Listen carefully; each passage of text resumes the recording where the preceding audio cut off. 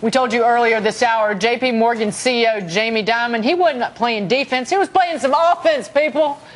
Talking about going after people who want more regulation on big banks. All this happening at Davos at the World Economic Forum. They're refuting calls for more regulation, saying that if we have the right kind of rules in place for the banks, no need for more regulation. Now, more on all of this when Liz Clayman talks to Mr. Dimon. That will be tomorrow in our coverage from Davos. But right now, Liz continues to bring us some of these important names all week from the World Economic Forum. She's live with more. Liz.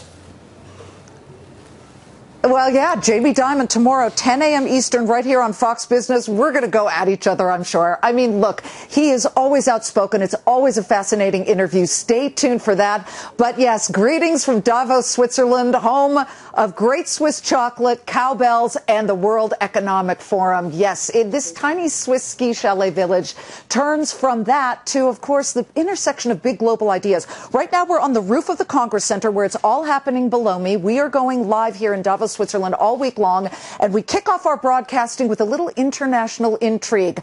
A man who has very big ideas but speaks very calmly and quietly. Some call him a Russian oligarch. We call him Oleg Deripaska, the CEO of Rusal, the world's largest aluminum company. I'm very optimistic. For the entire globe? Yeah, but we all our economies so connected now, and you can judge economy based on 1 year, 1 quarter. We have to accept reality. There is a certain improvement, and I can see it would be worse. Starting through this point, we have almost 5 years when people try to spend less on investments, then try to spend less on goods, and now it's time to spend. It's just reality.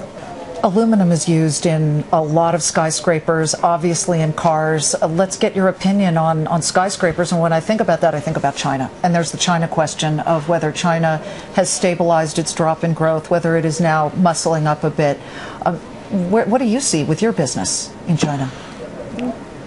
China very stable. They have transition. It's very important.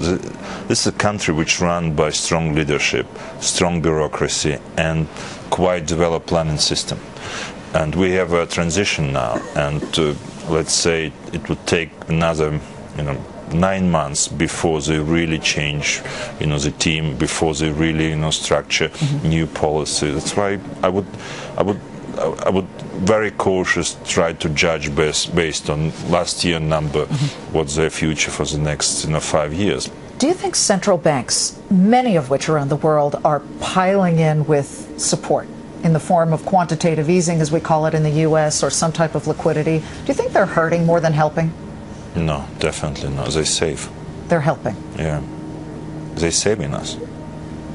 Because people say that they're masking the real problem, and that when they finally pull away that support, we might see the real picture.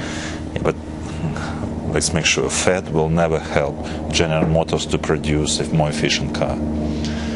Either Treasury. It's clear. It's management, engineers, and people, operator, who actually should be better trained and should be provided better opportunity to work more efficient. Not the Fed, it's intellectual ingenuity at the companies themselves. And efforts. We need to really compete with Asia. I mean, not just US, not just Europe, but also Russia. All economies should accept. In Asia we have a great platform, very developed economic, which will compete with all of us. When I said I was interviewing you, some people said, "Oh, the Russian oligarch." I know you probably bristle a little bit by that term, or maybe not. I don't know, but people have a vision of very wealthy people in Russia. I look at them as, hey, at least in your case, having started as a metals trader and now being involved on a grand scale, very much so. Where do you most want to do business? Is it with a General Motors of the United States, or is it in the Eurozone, which is down but certainly not out? I prefer to stay in Russia, to be honest. I don't care about labels, oligarch, and thank you for your support.